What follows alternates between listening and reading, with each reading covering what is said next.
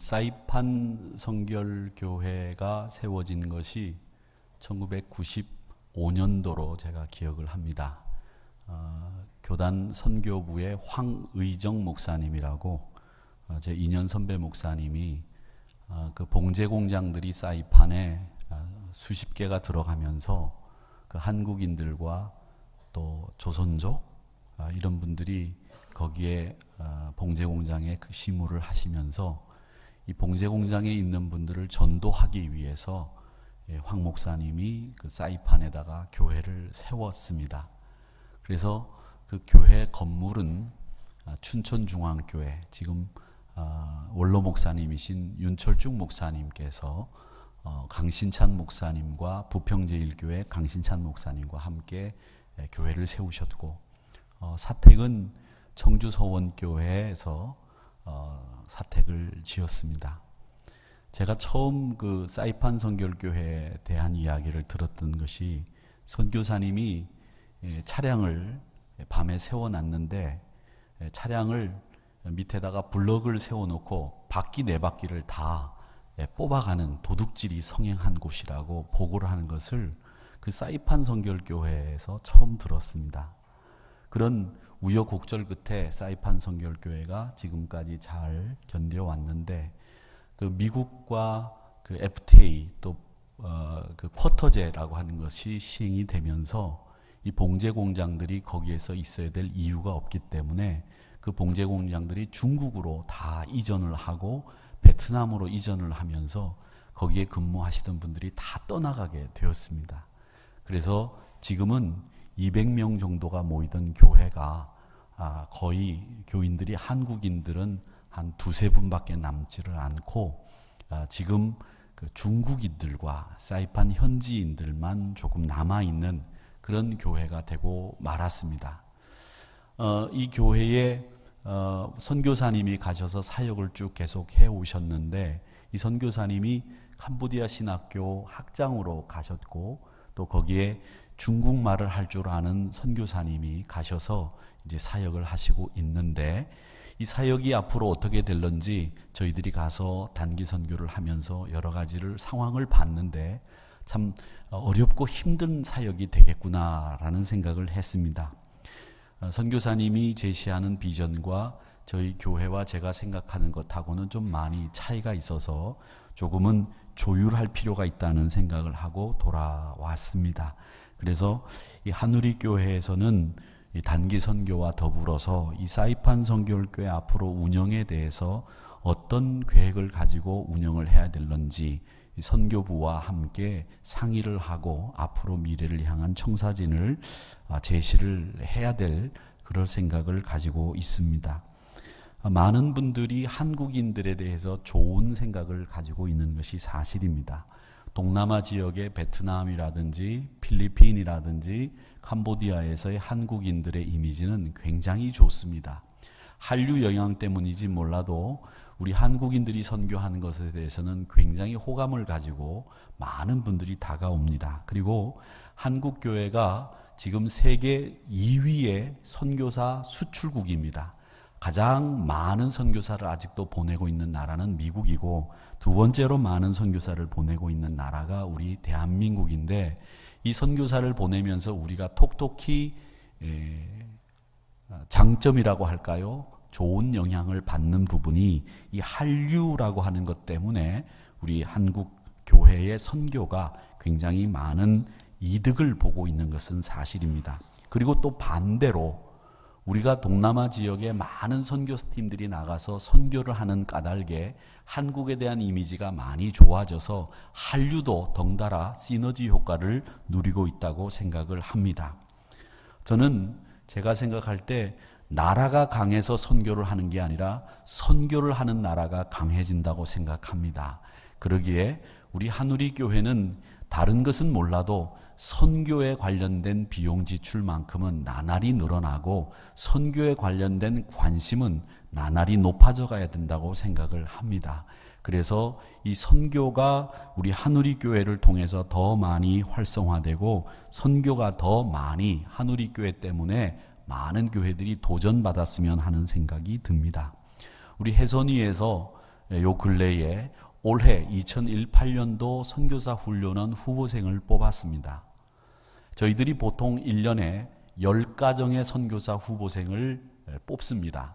신약과 구약 시험을 보고 영어 시험, 토익 시험을 통해서 뽑는데 올해는 8가정밖에 지원을 하지 않았습니다.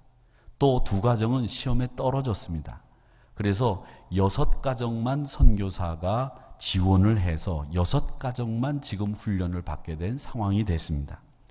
선교사 훈련원이 우리가 아는 것처럼 우리 교회 윤승아 장로님과 또 몇몇 장로님들이 관심을 가지고 해선위의 부이사장으로 계시면서 거기 땅을 구입을 해서 이 선교사 훈련원이 완성이 되고 지금은 안식관까지 마련이 되어 있는 상황에서 선교사 지원생들이 줄어가고 있다고 하는 것은 이 굉장히 우리에게는 나쁜 사인입니다. 이 나쁜 사인들이 왜 생겨나고 있느냐라고 하면 여러 가지 문제들이 있겠지만 저희들이 선교사들과 모니터링을 해볼 때 제일 먼저 우선되어지는 이야기가 자녀 문제입니다.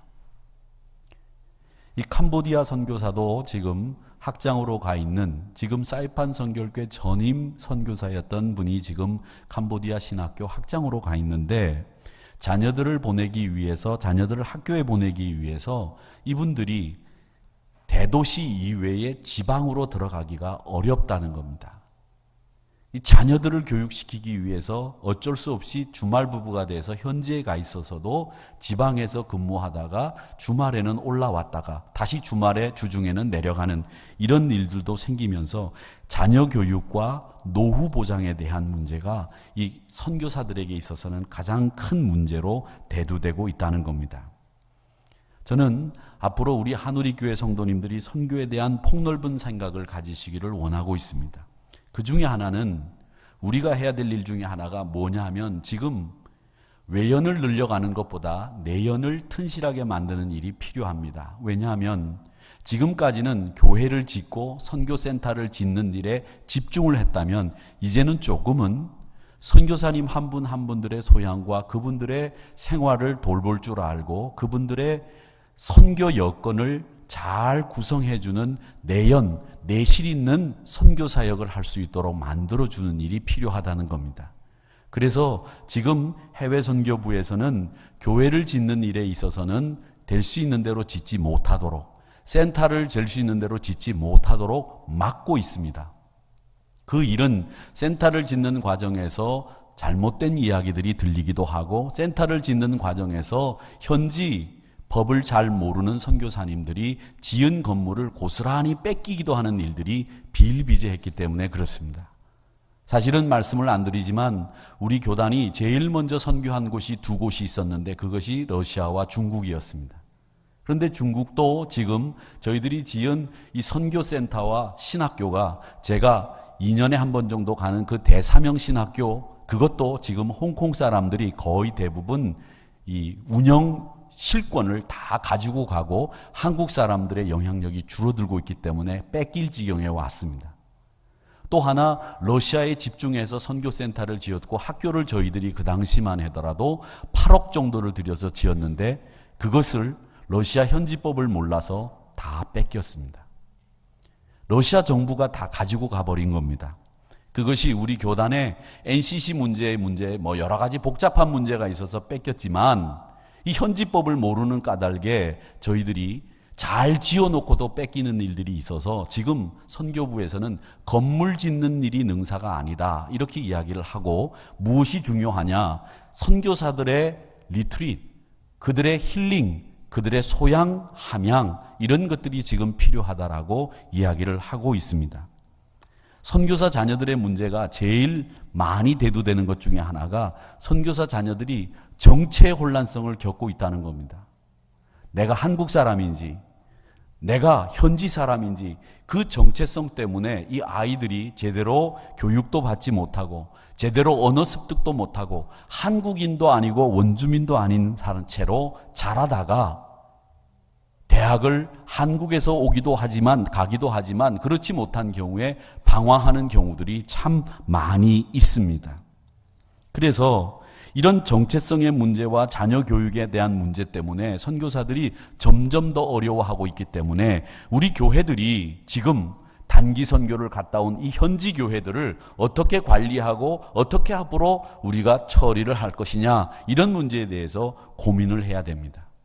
지금까지 이런 헌신적인 청년들과 우리 성도님들 때문에 단기 선교팀들이 운영되고 선교센터들이 지어지고 교회들이 지어졌는데, 이제 우리가 해야 될 일이 뭐냐? 그 선교사님들의 마음을 헤아려주고 그들에게 진짜 필요한 것이 뭔지를 줄 수 있는 선교 대책들이 나와야 된다는 겁니다.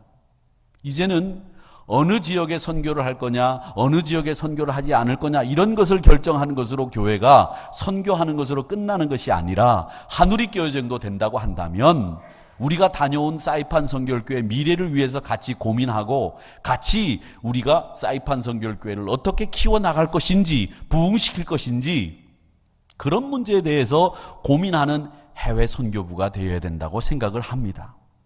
갔다 온 우리 청년들, 우리 성도님들의 헌신과 그분들이 그 현지에서 느낀 감정들, 또 생각들, 그리고 그분들이 그 교회를 바라보면서 기도했던 내용들이 녹아져서 사이판 선교교회를 향한 미래의 청사진들이 보여지는 하누리교회 단기 선교가 되도록 우리가 만들어 가야 되겠다라는 생각을 하는 겁니다.